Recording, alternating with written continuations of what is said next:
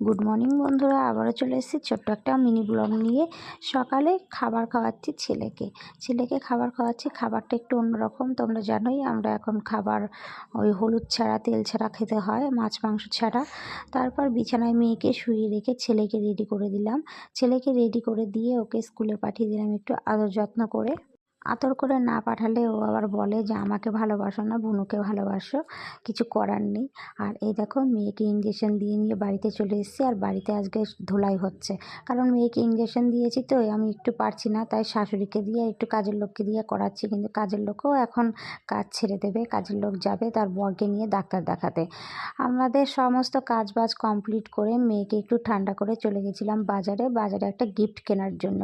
যেহেতু এই মেয়েটার জন্মদিন, তাই ওর জন্য জামা নিয়ে আসলাম। আর এদের বাড়িতে জন্মদিনে চলে এসেছি। জন্মদিনে কেক কাটা হয়ে গেল, আর আমার মেয়ে প্রচণ্ড জ্বালাতন করছিল, মেয়েকেও সঙ্গে করে নিয়ে এসেছিলাম। ছেলেকে বসিয়ে দিলাম খাবার খাওয়ার জন্য। আর আমরা বাড়িতে চলে এসেছি। আমি একটা শর্ট ভিডিও করবো।